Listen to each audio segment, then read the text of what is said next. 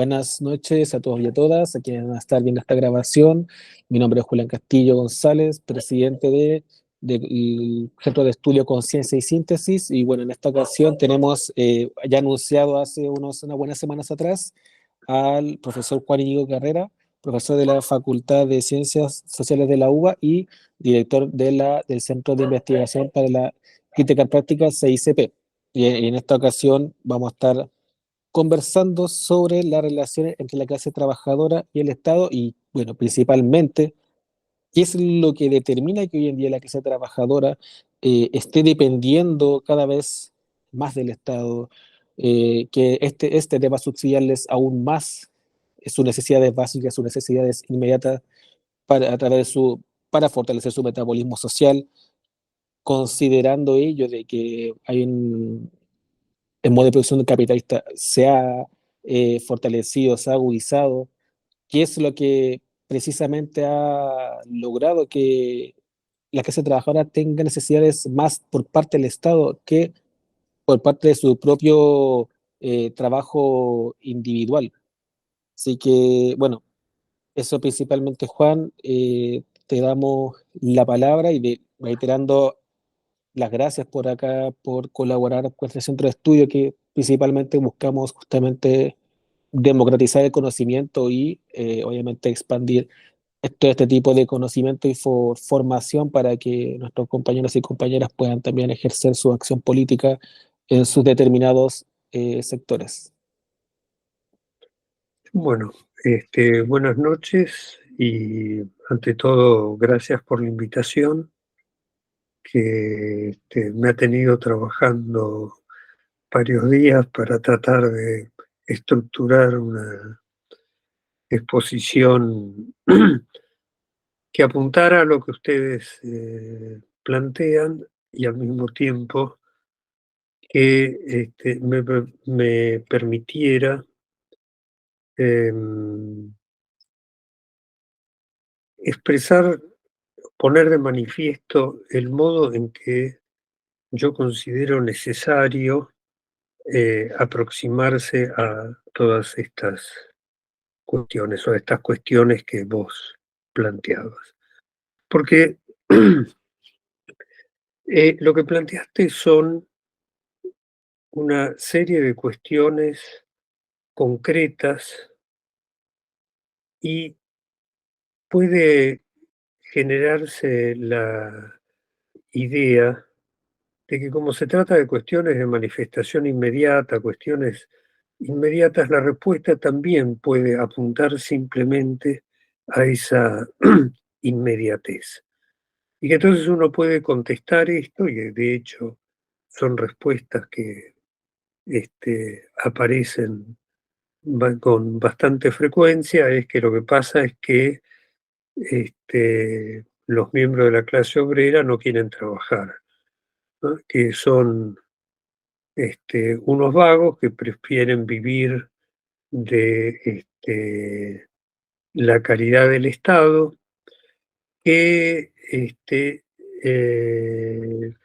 al mismo tiempo todo esto se sostiene porque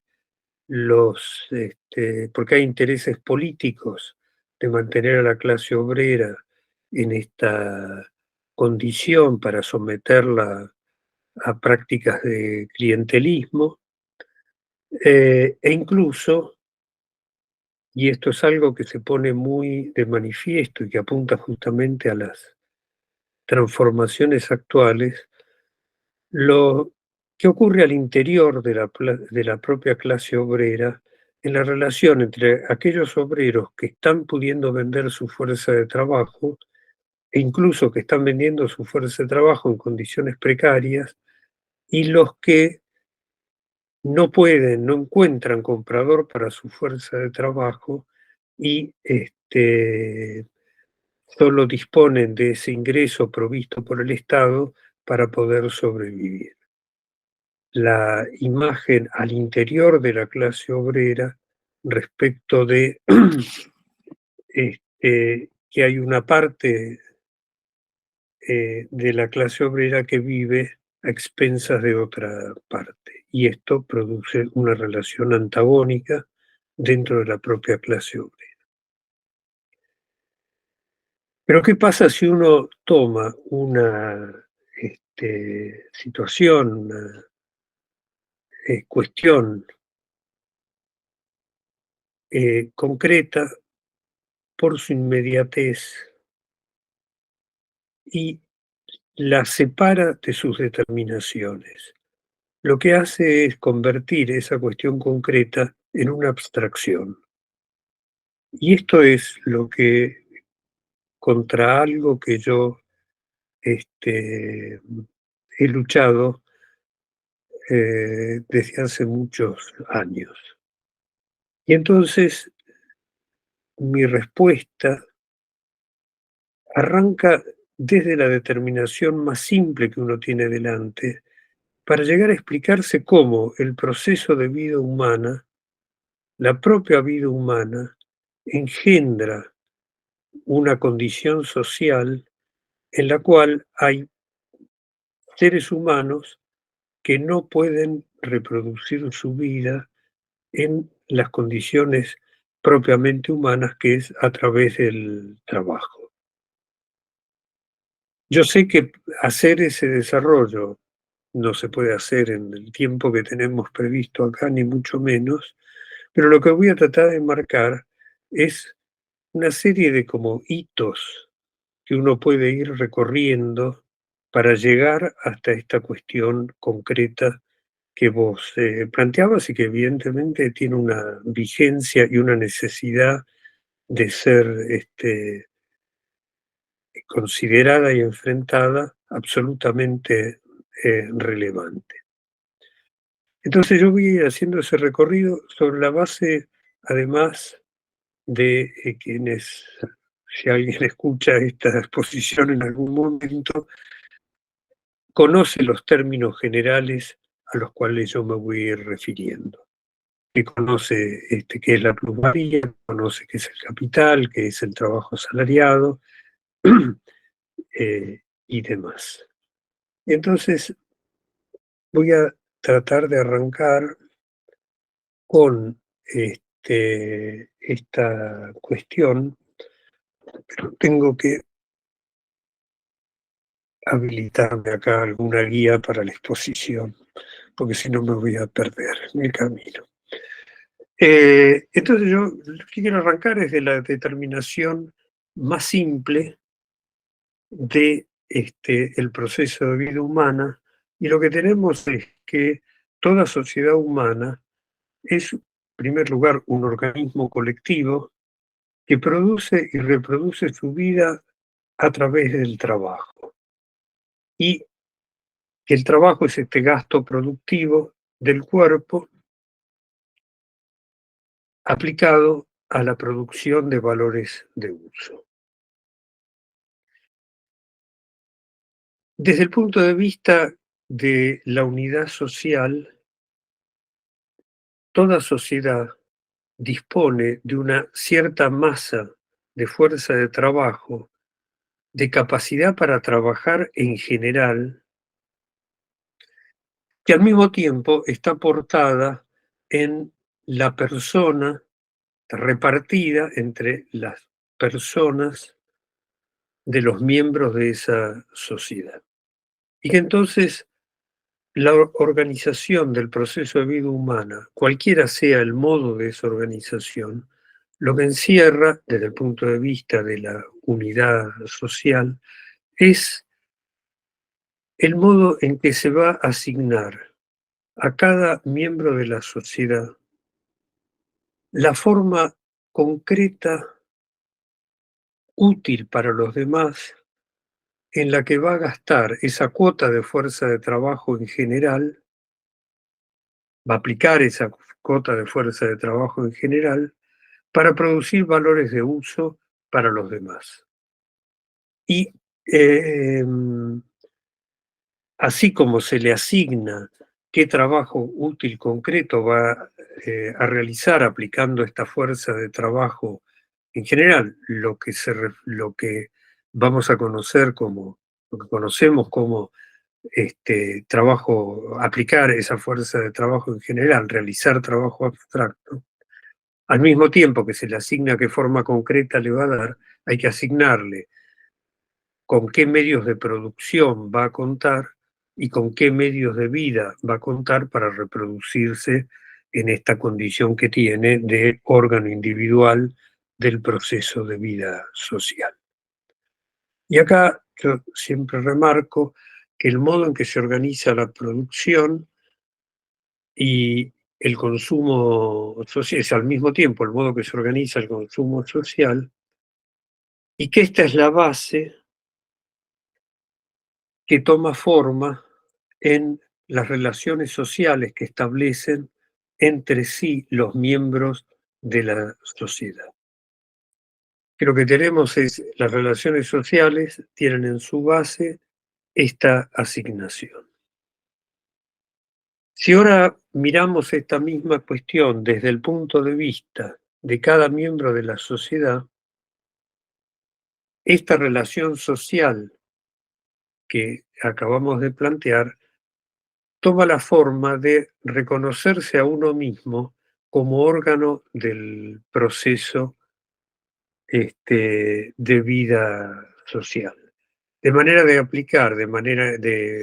aplicar de modo consciente y voluntario esa cuota de fuerza de trabajo en general, de la cual se es portador individual, bajo una forma concreta, socialmente útil, y el reconocer cómo accede uno mismo a sus medios de producción y a sus medios de vida que necesita para reproducirse como órgano individual de este proceso de vida social. Si miramos los modos de producción anteriores al modo de producción capitalista, lo que tenemos es que la unidad general del trabajo social se establece a través de relaciones de dependencia personal, relaciones directas de dependencia personal. Y en consecuencia, la conciencia de cada individuo porta la capacidad para organizar su trabajo individual a través de estas relaciones de dependencia personal. Y que, al revés, si nosotros miramos en el modo de producción capitalista, el modo de producción capitalista va disolviendo todos los vínculos de dependencia personal y, en consecuencia, se va constituyendo en una sociedad de individuos personalmente libres y recíprocamente independientes. ¿Cómo se organiza entonces el trabajo social? ¿Cómo se hace esta asignación a cada eh, de la fuerza de trabajo en general, a cada forma concreta útil que va a realizar cada miembro de la sociedad? Y lo que tenemos es que en el modo de producción capitalista, el trabajo social se organiza de manera privada e independiente.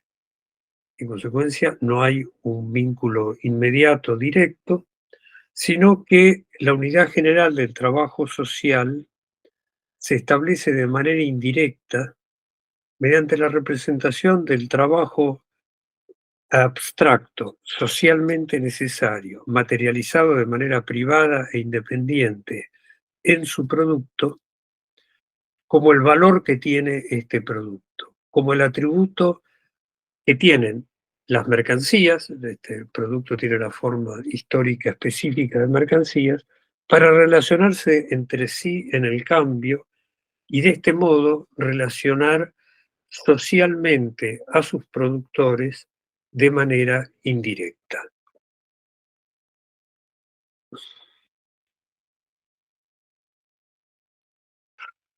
¿Qué le ocurre entonces a la conciencia de los productores de mercancías? Lo que le ocurre es que se enfrentan a esta relación social que tiene una forma material, que está objetivada en la mercancía, como un poder social que les es ajeno y los domina en su condición de individuos personalmente libres. Es el único modo de reconocerse como órgano individual del proceso de vida social es a través de la venta de las mercancías. Y en consecuencia, la libertad de los individuos en el modo de producción capitalista, esta libertad es libertad personal, es portadora de su enajenación en las mercancías y su conciencia se encuentra determinada de manera históricamente específica como personificación de esta relación social objetivada. ¿Qué es lo que tenemos delante entonces en este modo de producción? Lo que tenemos es que la producción material es al mismo tiempo la producción de la relación social general que organiza y pone en marcha a la producción material. El mismo proceso de producción material es el proceso de producción de esta relación social general. Entonces, para ir recorriendo muy a saltos el despliegue de estas determinaciones, si miramos ahora el capital, lo que tenemos es que el capital es esta relación social objetivada, bajo la forma general del dinero, que pone en marcha de manera privada e independiente el trabajo social con la finalidad inmediata, no de producir valores de uso para la vida humana, sino con la finalidad inmediata de producir más de esta relación social objetivada. Capital es valor que produce plusvalía para transformarla en más capital. Y en consecuencia lo que tenemos es que en el modo de producción capitalista, los seres humanos solo producimos valores de uso para la vida humana a condición de producir más capital. Y que esto es lo que tenemos que mirar cuando nos preguntamos qué le sucede en el modo de producción capitalista a una determinada situación de los sujetos humanos. Porque acá lo que nos estamos encontrando es una inversión respecto de la condición de sujeto.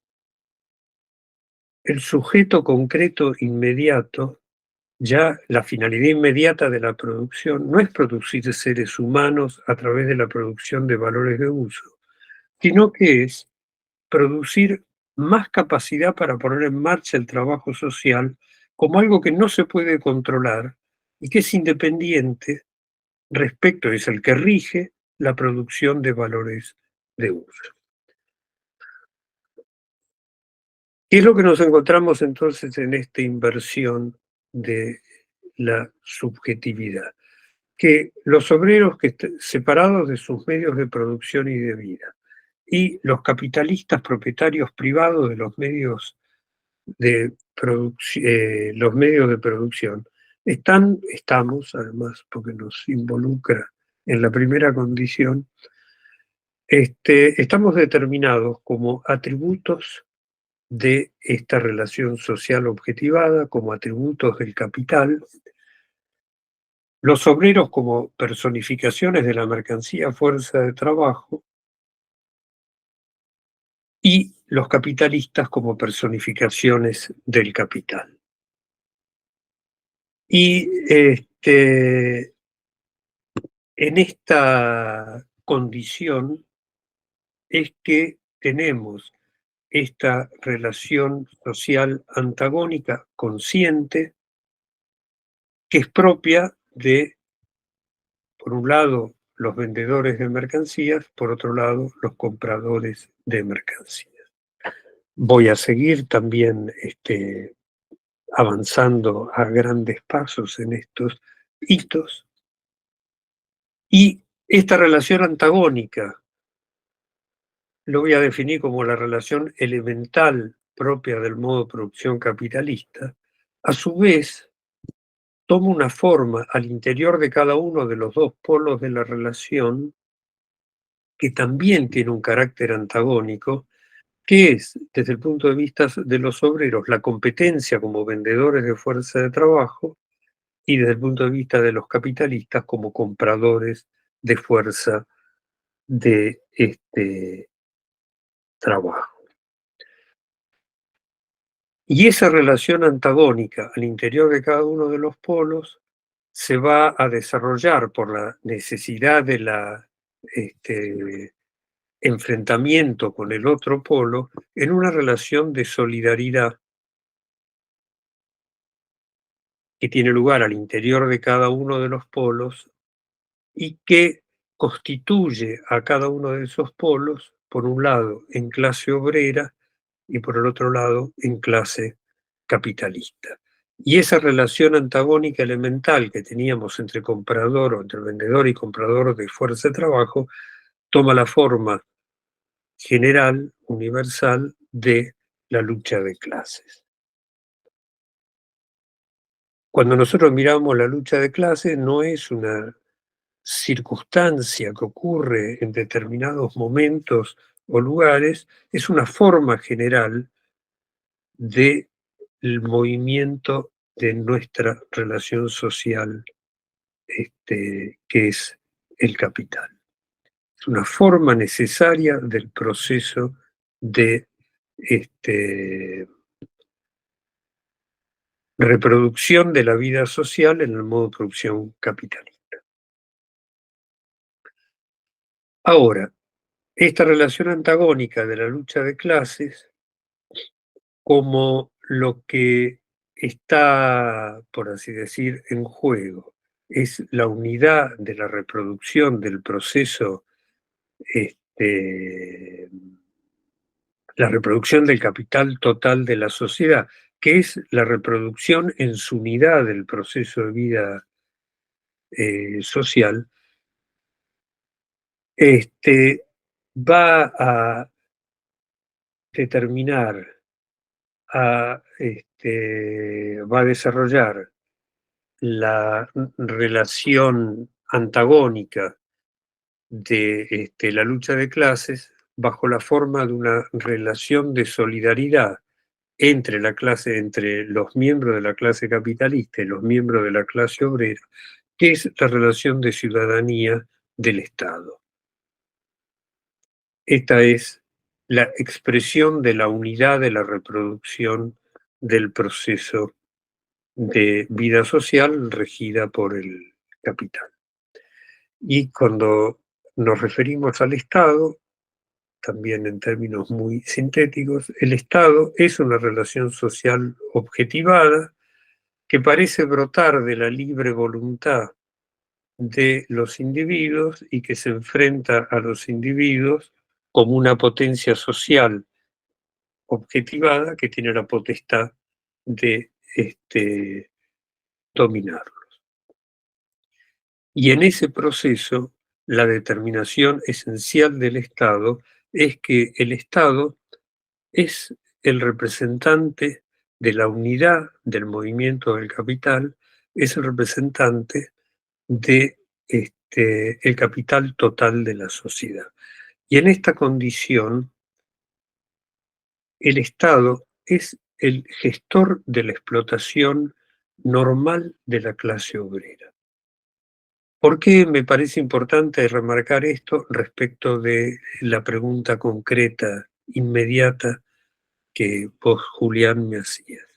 Porque aparece el discurso del estado de bienestar. Y lo único que hay en el modo de producción capitalista para la clase obrera es la explotación que sufre a manos del capital. Y entonces el término de estado de bienestar es un término ideológico que invierte la verdadera relación entre el Estado y la clase obrera. Esto fue uno de los ejes por los cuales, cuando me habías planteado la pregunta, yo dije, ¿qué hago? ¿Enfoco esa pregunta más o menos inmediatamente o es absolutamente relevante mirar, aunque sea muy ligeramente, todas las determinaciones que van tomando en este movimiento? Y la otra cuestión que quiero remarcar en esto es, el Estado no interviene en el movimiento de lo que aparece en la unidad del proceso de metabolismo social, se pone de manifiesto en el mercado. No es que interviene en el mercado, el Estado actúa, no está desde fuera del movimiento de la organización de la vida social a través de la producción de mercancías, sino que es el Estado, es el gestor de la unidad de ese movimiento. Y por lo tanto no viene de afuera, sino que actúa inmediatamente en ese movimiento. Perdón, porque como explotador entonces de la clase obrera. Ahora, pasemos a la finalidad inmediata de este modo de organizarse la vida humana es la multiplicación de el capital a través de la producción de plusvalía y la acumulación. La forma más potente de multiplicar la valorización del capital es la producción de plusvalía relativa a través de la disminución del valor de la fuerza de trabajo, disminución sostenida a través del aumento de la productividad del trabajo que directa o indirectamente, o directa e indirectamente, produce los medios de vida necesarios para la reproducción de la fuerza de trabajo. Y a su vez, la forma más potente para aumentar la productividad del trabajo, regida por la producción de plusvalía relativa, es la incorporación de maquinaria en sustitución del trabajo vivo. Cuando nos enfrentamos a esta determinación, la cuestión que surge es cuál es el límite capitalista a la incorporación de la maquinaria. Y ese límite capitalista es que el valor que se transfiere al valor del producto por el desgaste de la maquinaria sea menor que el valor de la fuerza de trabajo que se ahorra al ser sustituida por la maquinaria. Y esto quiere decir que el trabajo muerto que se adiciona cuando se incorpora la maquinaria tiene que ser menor que el trabajo vivo pago que se ahorra. No basta con que sea menor que el trabajo que se ahorra, sino que tiene que ser menor que la parte paga de ese trabajo que se ahorra. Y la consecuencia de esta determinación es que el obrero que está desplazado del proceso de trabajo por la duración íntegra de su jornada y está reemplazado por una máquina, esa máquina es producto de una cantidad total de trabajo menor a la parte paga de la jornada que el obrero realizaba. Y la consecuencia de esto va a ser que el propio movimiento del capital va a ir generando una masa de población obrera que le sobra para las necesidades del mismo capital. Y yo acá, después podemos detenernos más, pero para llegar al punto que quería llegar en términos generales, uno puede mirar las formas de esta población obrera sobrante, de esta superpoblación obrera relativa respecto de las necesidades del capital, no respecto de la vida humana.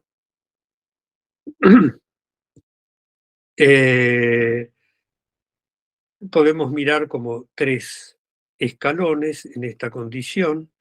La primera es que el capital le arranca al obrero que ha determinado como sobrante el ejercicio de su capacidad para trabajar de manera más o menos circunstancial, lo cual corresponde en el desarrollo que va haciendo Marx a la población sobrante flotante y a la población sobrante latente, en cuyo caso esta circunstancia se extiende por más tiempo.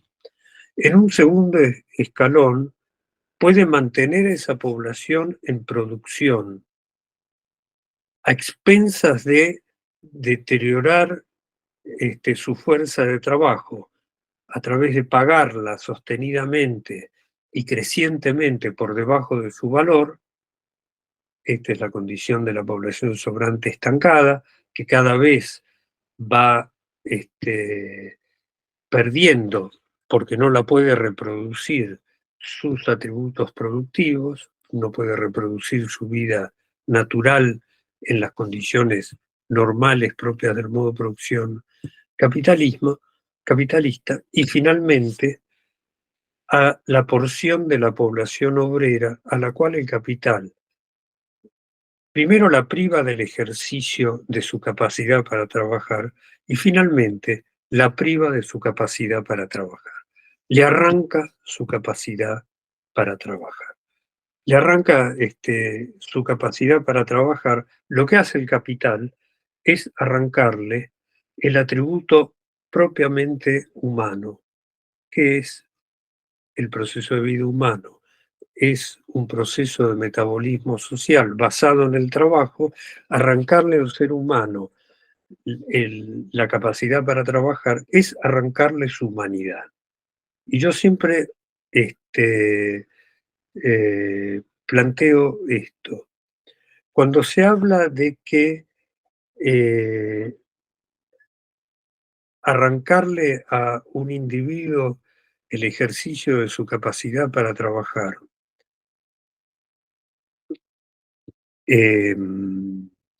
bueno, estas cosas me dan vueltas demasiado y entonces este,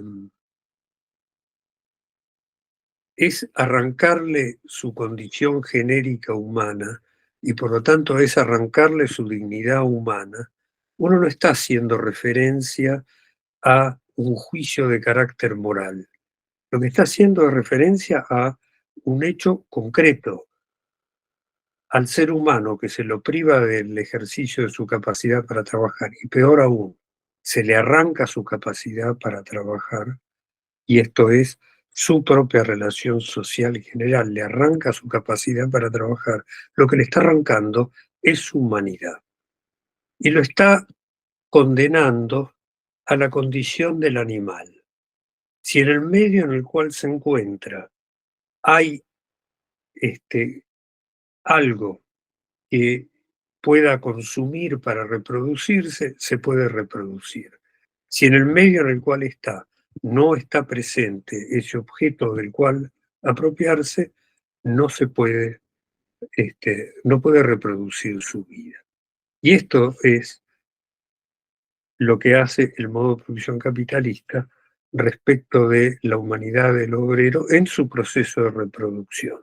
Hace otras cosas determinando a la clase obrera como sujeto histórico, como sujeto revolucionario, pero estamos mirando esta condición. Y entonces, ¿qué es lo que tenemos?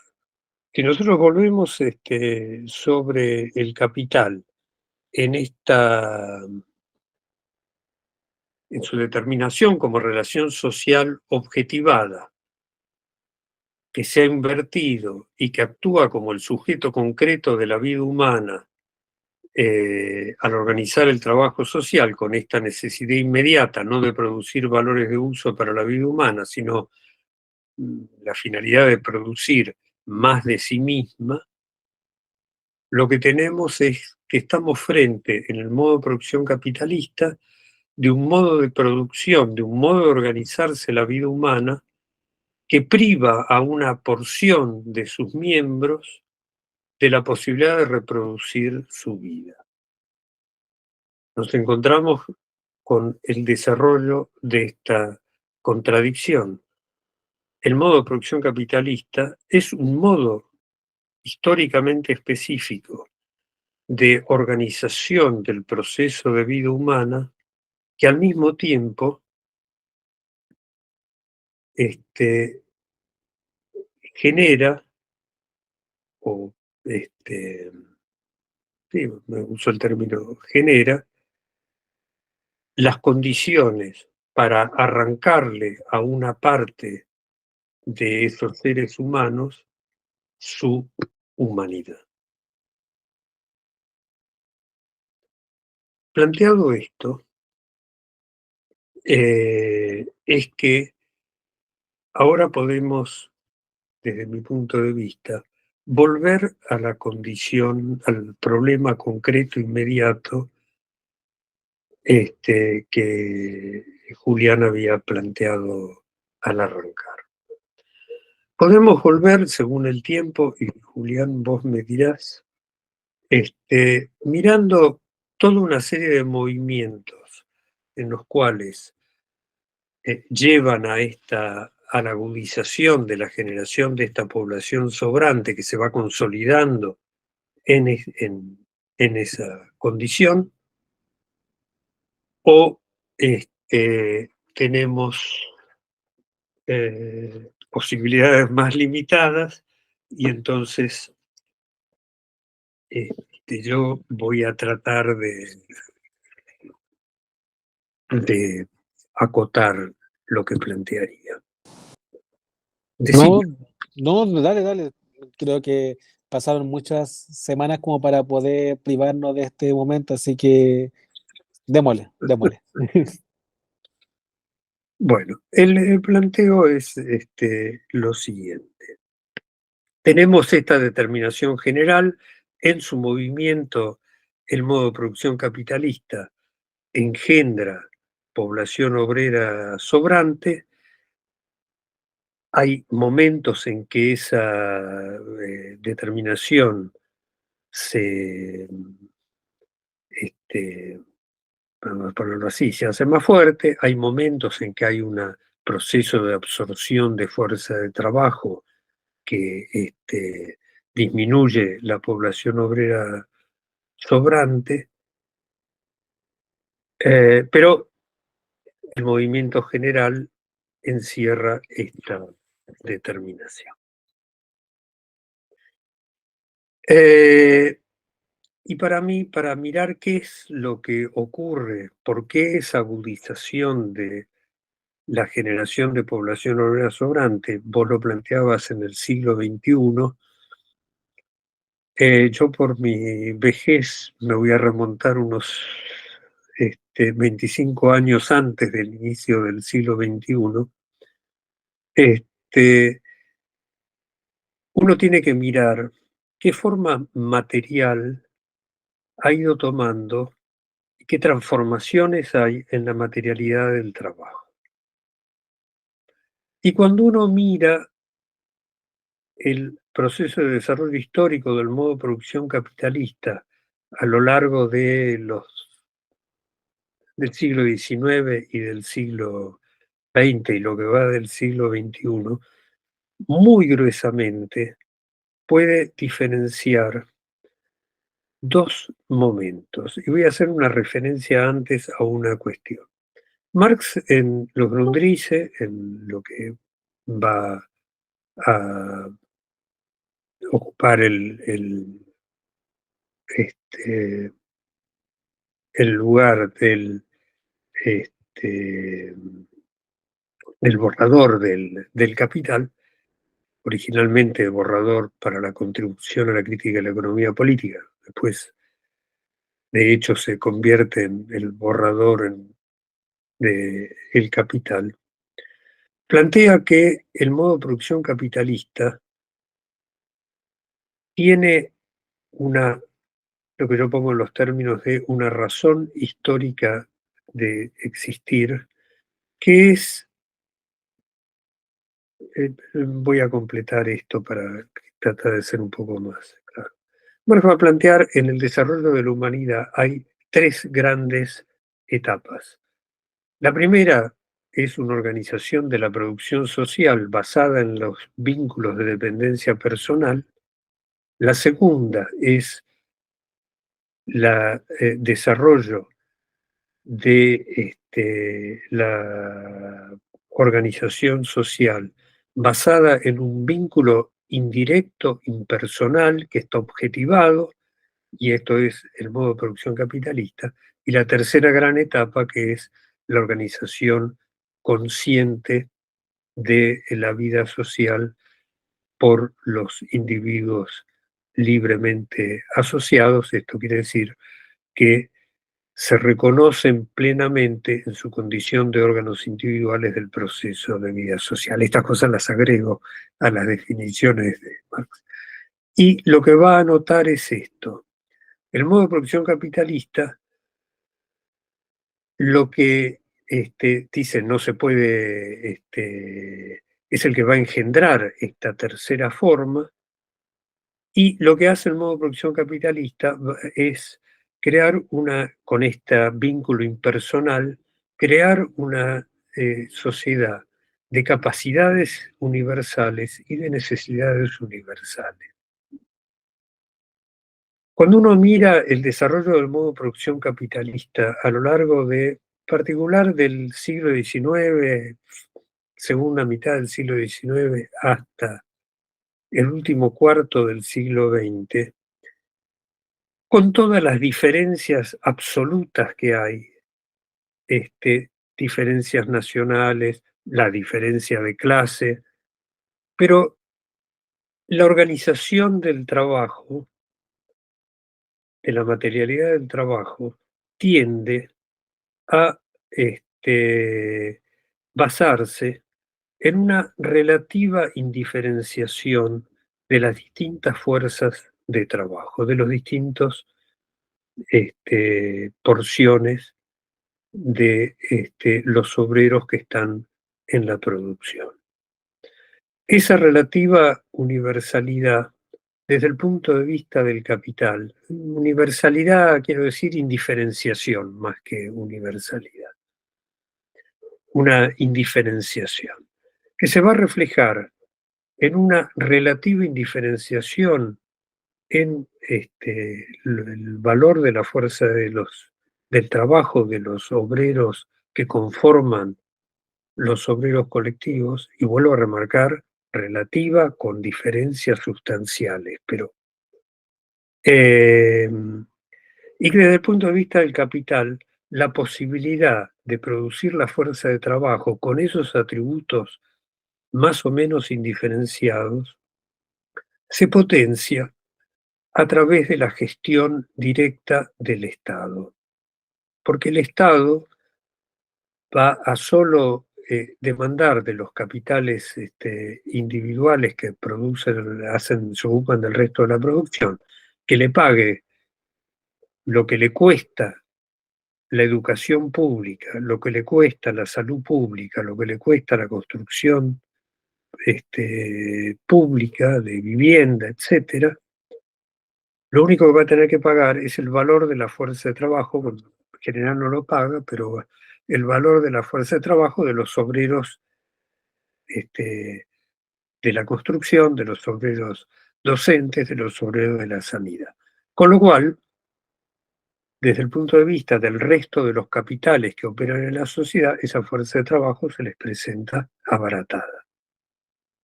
Entonces tenemos toda una fase de histórica de presencia, de acción directa del Estado en la reproducción de la fuerza de trabajo, reproducción a la cual los miembros de la clase obrera no acceden en la condición de miembros de la clase obrera, acceden en la condición de ciudadanos, ciudadanos del Estado. El otro aspecto que juega en este periodo es un proceso de centralización del capital que está marcadamente recortado por los espacios nacionales. Y de vuelta, si el Estado de un espacio nacional representante del capital total de ese espacio, toma en sus manos la producción de lo que genéricamente se llaman los servicios públicos, esos servicios públicos están abaratados desde el punto de vista de los capitales individuales que operan en ese espacio nacional y multiplica su capacidad para apropiar plusvalía.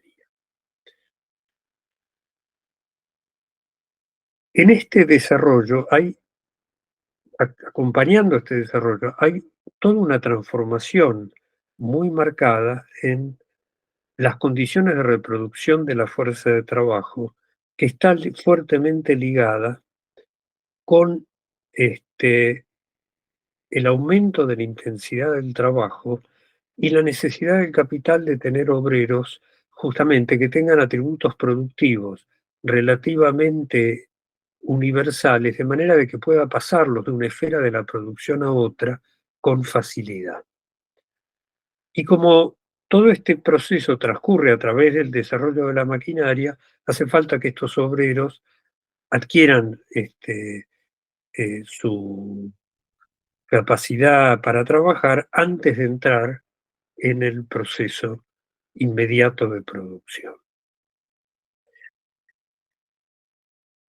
Es un largo proceso en el cual hay una reducción de la jornada de trabajo, tomando de vuelta más remarco, con fuertes diferencias, y la población que está, población obrera que está en actividad, que va a tener estas manifestaciones en particular en lo que yo llamo los países clásicos, pero que incluye una serie de aspectos en los países de América Latina. En la Argentina está presente y entiendo que en Chile también estaba presente, en la Argentina también estaba presente. Se reduce la cantidad de horas que trabaja un obrero en el año a la mitad. De una población obrera analfabeta se pasa a una población obrera universalmente alfabetizada y además con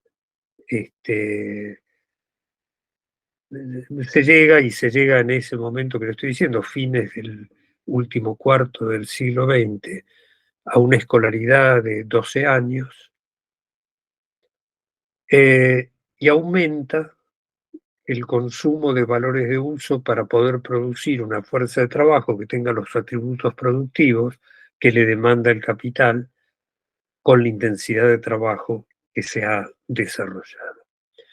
Y entonces tenemos toda esta transformación en las condiciones de reproducción de la fuerza de trabajo, de la explotación de la fuerza de trabajo por el capital, más el proceso de centralización del capital, que va a tener como expresión política la fuerza política de las organizaciones de la clase obrera, tanto de las organizaciones sindicales como de las organizaciones políticas, y es toda una fase en la cual se va generando, y con mucha resistencia por parte de la clase capitalista, y le ha costado a la clase obrera cantidades de sangre y de víctimas, lo que se va gestando esta transformación donde la clase obrera, sus organizaciones políticas y sindicales son las portadoras de esta transformación. Quien demanda el acortamiento de la jornada de trabajo es la clase obrera. Quien demanda el desarrollo de la educación es la clase obrera. Y entonces tenemos estos partidos políticos y estas organizaciones sindicales de masas, que son, lo voy a sintetizar en esto, que son lo que son.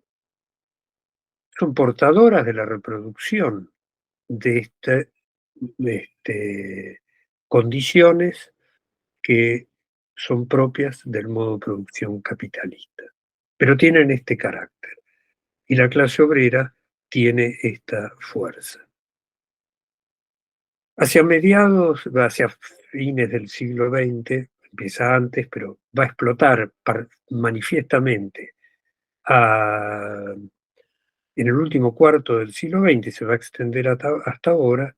Hay una revolución en las condiciones materiales de producción donde la presencia del trabajo vivo del obrero, de las habilidades productivas del obrero, van siendo incorporadas ya sustancialmente a la maquinaria a través de la computación y a través de la robotización. Y eso va a producir una revolución en las condiciones materiales y luego en las formas sociales de la organización de producción.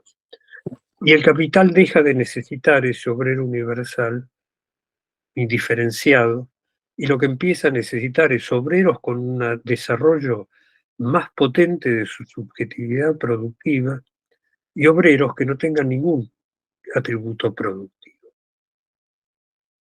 Y va a empezar entonces un proceso de diferenciación que va a tomar forma a través de un cambio en la división internacional del trabajo. No me voy a detener en las formas inmediatas a través de procesos de migración. Y ahora ya no se accede a las condiciones de reproducción de la fuerza de trabajo en la condición de ciudadano, sino que ahora crecientemente se accede a esta reproducción en la condición inmediata de vendedor de fuerza de trabajo. Aquellos obreros que van a hacer el trabajo más complejo van a tener en el valor de su fuerza de trabajo la capacidad para pagar la educación privada, para pagar la salud pública privada, para pagar la construcción de vivienda privada, etc. Y los obreros que el capital necesita sin atributos productivos no van a tener no van a perder, lo voy a poner en estos términos, no van a tener en su salario estas condiciones y por lo tanto van a empezar a vender su fuerza de trabajo sostenidamente por debajo de el valor. No van a poder acceder a la educación, no van a poder acceder a la salud. Perdón, yo hago una aclaración porque siempre me olvido. Históricamente en la Argentina la educación pública ha sido gratuita en todos los niveles. En primario y secundario es históricamente, en lo universitario desde mediados del siglo XX. Todo eso va siendo liquidado y en consecuencia estos obreros van viendo cada vez más deterioradas las condiciones de reproducción de su fuerza de trabajo, lo cual quiere decir que están vendiendo esa fuerza de trabajo cada vez más por debajo de su valor. Al mismo tiempo, la centralización del capital pasa por encima de toda frontera nacional y toma la forma, entonces, aún para los capitales de los estados que habían centralizado el capital en su interior, la forma de una privatización. Y entonces aparece la clase capitalista nuevamente, allí donde había aparecido una propiedad eh, bajo la forma de una propiedad social, bajo la forma jurídica de la propiedad del Estado. Eso sigue siendo capital, pero ahora parece que hubiera resurgido la propiedad privada sobre ese capital. Y acá ocurren entonces dos movimientos que se oponen, voy a ponerlo así, destruyen la fuerza política y gremial de la clase obrera. La clase obrera se fragmenta con estas diferenciaciones. Después voy a la población sobrante, se van a diferenciar. Esto disuelve las organizaciones, debilita las organizaciones sindicales, las va disolviendo, disuelve los partidos políticos de masa. Y lo que era la centralización del capital, que era lo que tomaba forma a través de la acción política de la clase obrera, le quita la fuerza política a la clase obrera. Se fragmenta, surge el antagonismo a su interior, o surge o se expande el antagonismo a su interior,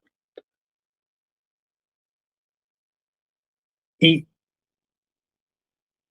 todo este cuadro que te trataba de resumir muy gruesamente, muy brutamente, va a confluir con un movimiento de la acumulación de capital en su unidad mundial. La acumulación de capital históricamente tiene movimientos de carácter cíclico, algunos más cortos y otros mucho más agudos y mucho más largos, que culminan en crisis agudas de superproducción general, eh, como es la crisis de 1890, la crisis de 1930 y la crisis que se produce en la segunda mitad de la década de 1970, principios de la década de 1980. Esa crisis, las crisis estas agudas de superproducción general, lo que hacen es liquidar masivamente capital, liquidan masivamente población obrera ocupada y población obrera físicamente. Es muy común que aparezcan los movimientos cíclicos, estos aparezcan asociados con procesos bélicos que este, eh, donde mueren masas de población obrera, que son las que van al frente, pero que en el último movimiento, que la crisis se produce en el año 80, lejos de arrancar con una liquidación, además del capital, lo que Marx va a llamar el capital ficticio, el capital colocado en títulos de crédito y demás, lo que ocurre es que se sostiene la situación de superproducción general a través de la expansión del crédito. Y se va agudizando esta situación, lo cual va trabando el movimiento de la acumulación, porque viene arrastrando esta condición que se va transformando con mayor dificultad.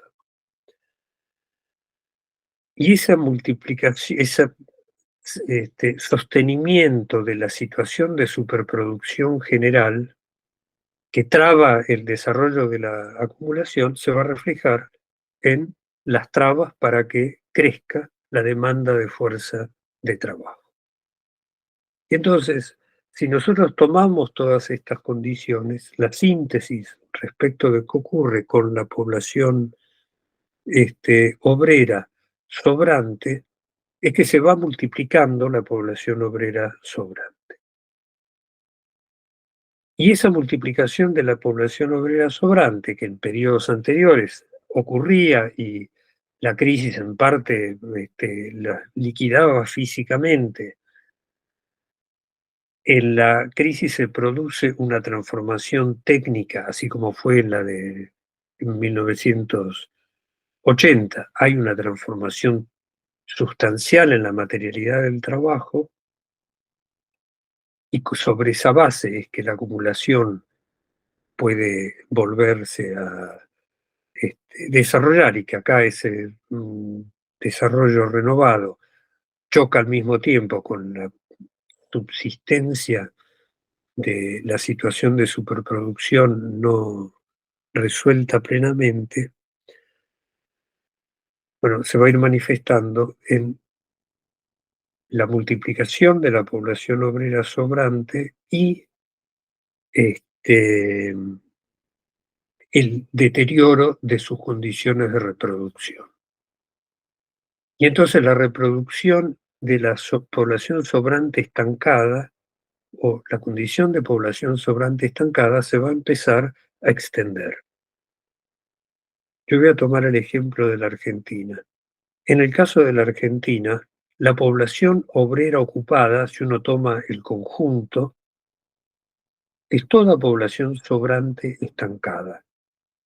En la Argentina, la tasa de desempleo había llegado al, bueno, si era el 7 o al 5, era al 5 y ahora subió al 7%.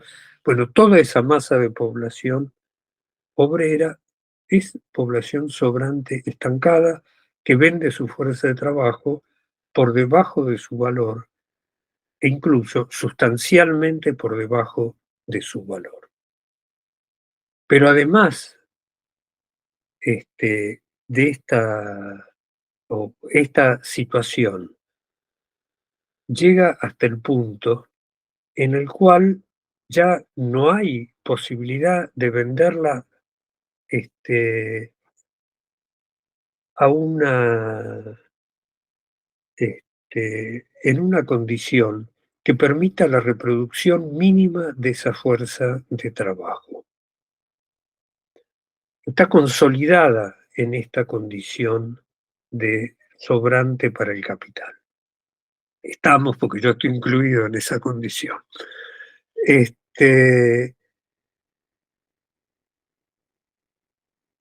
Y aparece que ahora la posibilidad de reproducción de la vida de una parte sustancial de esa población obrera sobrante solo se puede sostener al margen de su participación en el proceso activo de producción.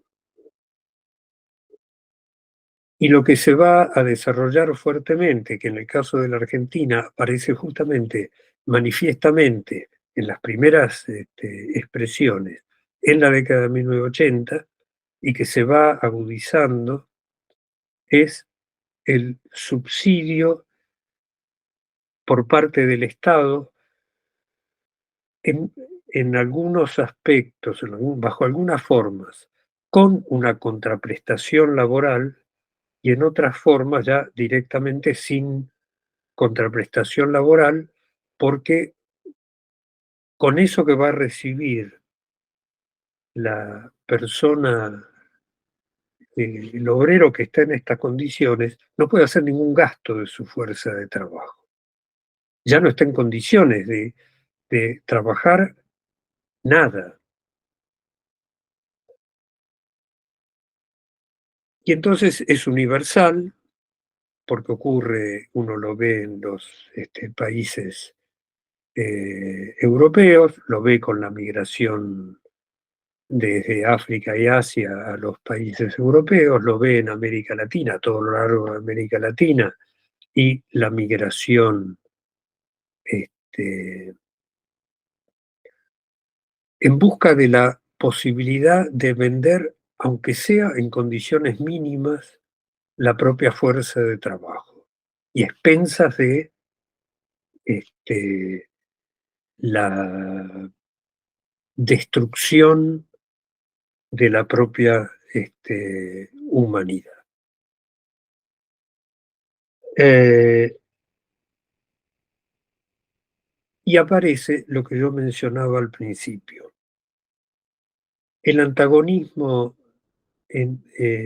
de clase no solo penetra al interior del cuerpo de la clase obrera, porque hay obreros vendedores de fuerza de trabajo, cuyo trabajo complejo consiste en organizar la gestión del capital y en consecuencia tienen que actuar como personificaciones del capital en cuanto comprador de fuerza de trabajo, al mismo tiempo que venden su propia fuerza de trabajo.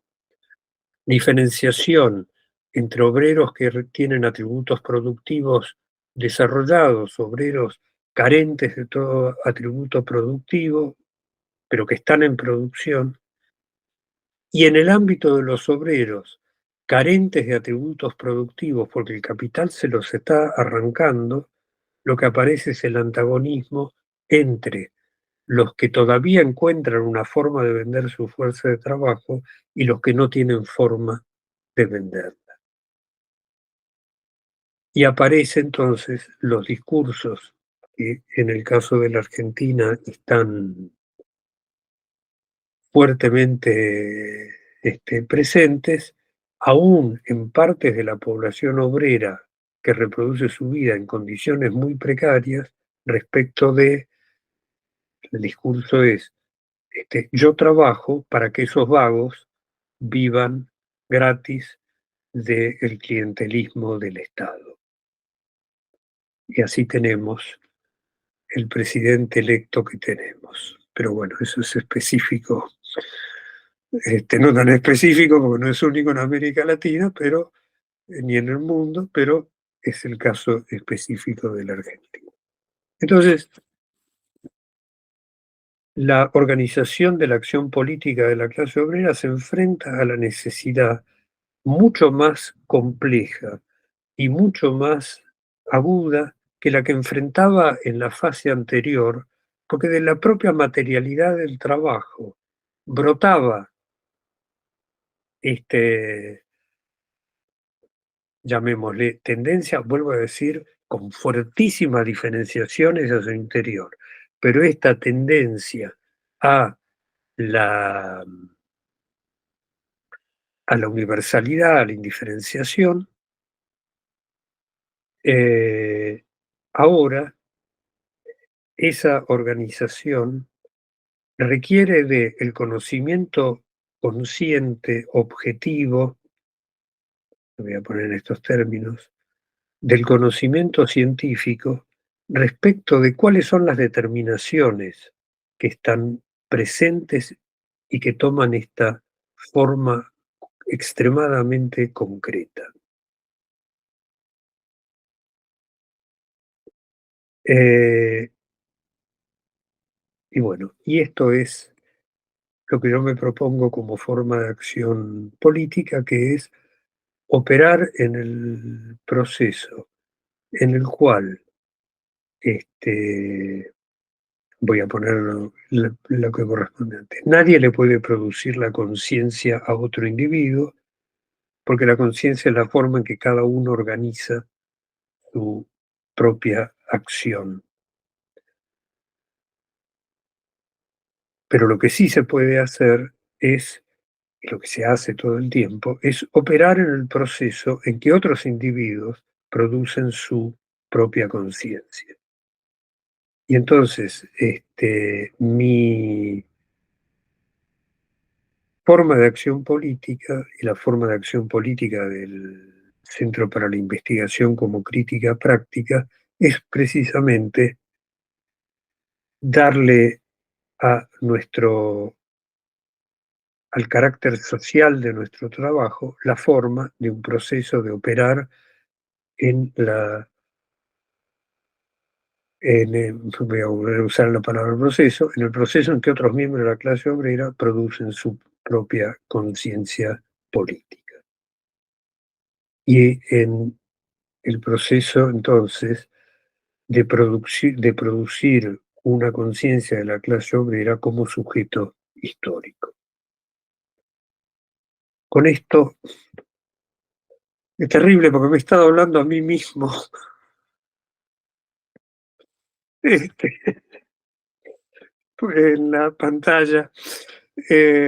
No te quería interrumpir porque quizás te iba a desviar a otro camino, quizás principalmente por eso.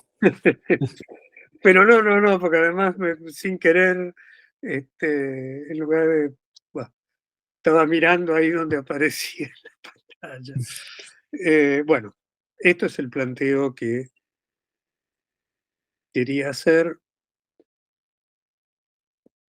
Como digo siempre, no sé si es lo que ustedes querían que hiciera, Sí, pero bueno.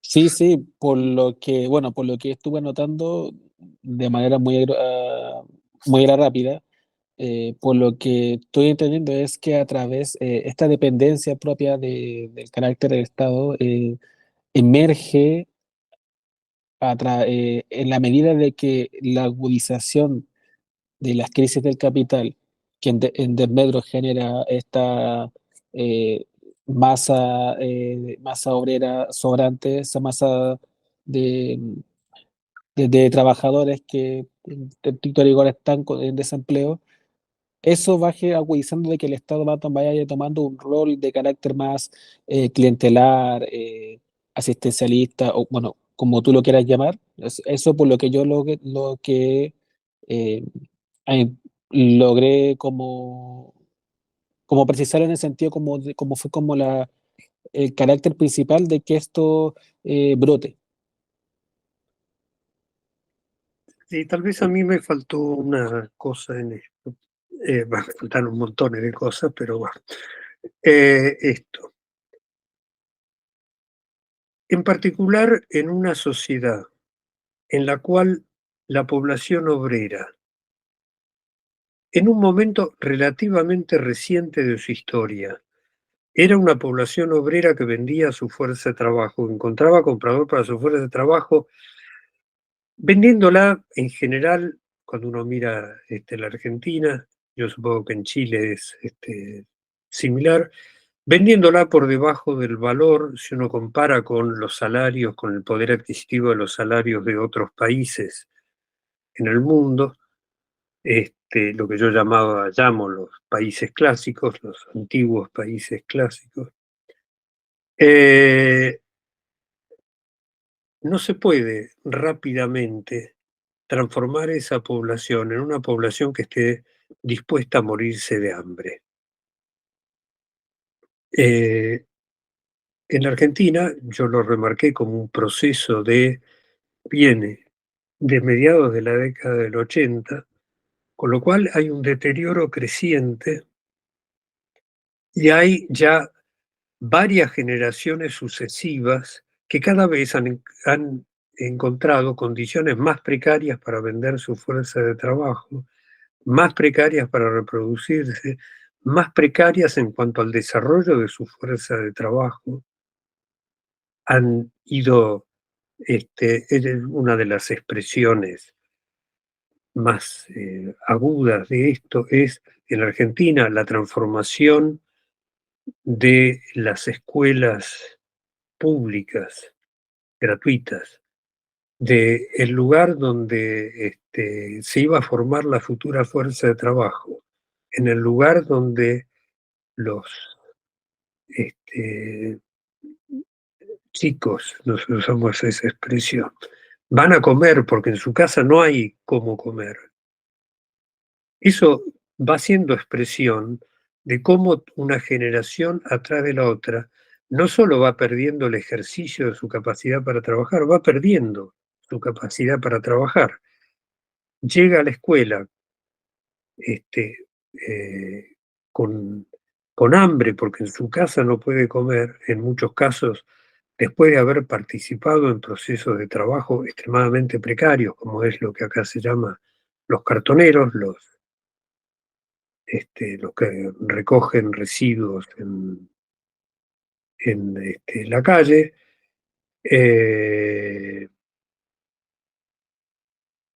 y esa fuerza de trabajo ya no está en condiciones, a cabo de varias generaciones, no está en condiciones de poder ser aplicada este, productivamente, salvo en estas condiciones extremadamente precarias. Con lo cual, lo que uno va viendo es que condiciones, yo no quiero entrar en los ejemplos concretos de la Argentina porque va a ser muy largo, pero lo que uno va viendo es cómo se va deteriorando la demanda de las condiciones para la venta de la fuerza de trabajo. Cómo se va, lo que en un momento parecía un paso atrás que se consiguió detener, en el otro momento aparece ya como un paso atrás que es imposible de detener. Ya no se tiene fuerza para detener eso que en un momento aparecía como forma de abaratar más la fuerza de trabajo y la clase obrera pudo, en la Argentina a través de su organización sindical en particular, pudo hacerle frente. Ya está consagrado y la propia organización sindical es la portadora de decir si acá lo que hay que hacer es esto, porque ahora hay un escalón todavía más bajo al cual este, avanzar o al cual caer en la precarización. La pregunta, hay varias preguntas en torno a esto. Es, o el Estado subsidia la reproducción de la vida en condiciones cada vez más precarias de esta población, o esta población está condenada inmediatamente a morirse de hambre. Yo creo que el desarrollo histórico dice que eso, hasta que se concrete absolutamente, pasa un tiempo, muchas más generaciones. Pero hay países en el mundo donde esto es, desde hace mucho tiempo, es la condición habitual. Hay gente que se muere de hambre en la calle. Pero no es un individuo, dos individuos, tres individuos, son masas de gente que muere porque no tiene con qué alimentarse, ni siquiera mínimamente.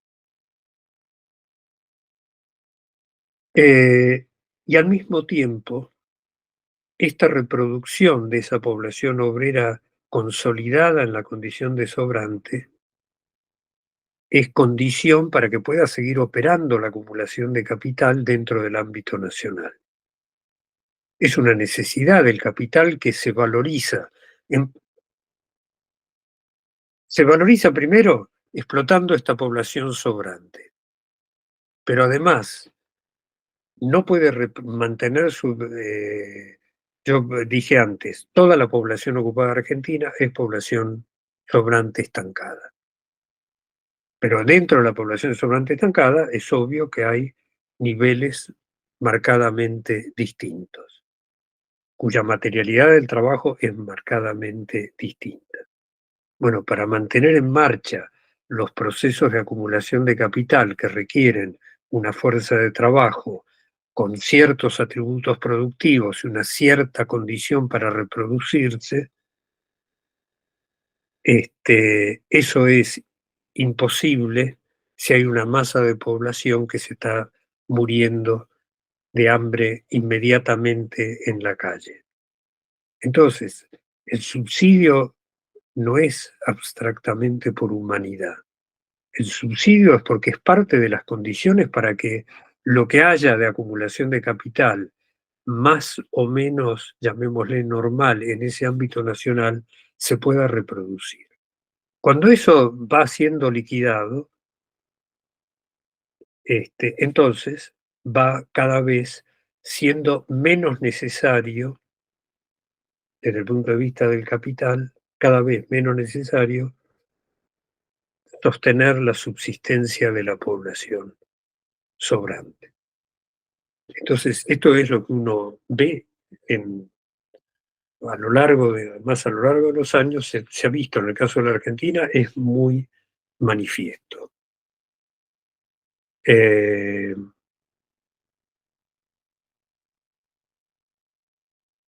entonces, no es una cuestión de clientelismo.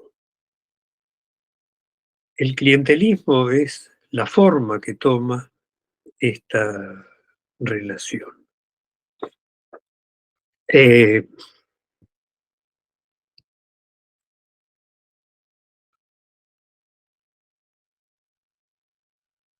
lo último que le queda a ese individuo para vender es su subjetividad política.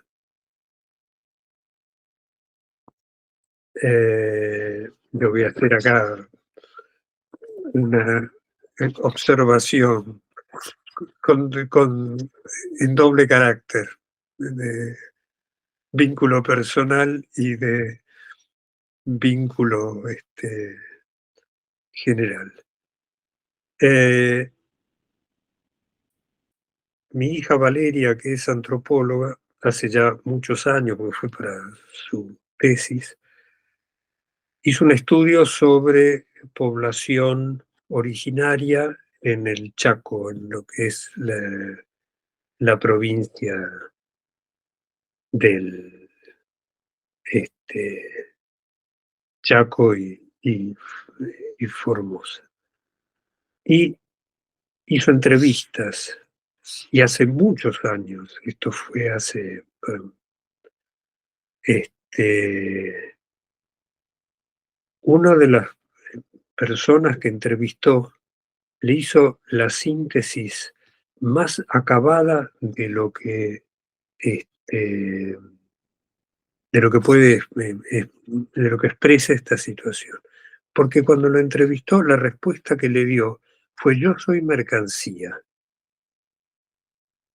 Acá el término que se usa más es mercadería. Yo soy mercadería. ¿Qué es lo que esa persona tenía para vender? Su subjetividad política. Entonces, el clientelismo hace a las formas de esto, es una de las formas de esta reproducción, pero no es la causa de la situación.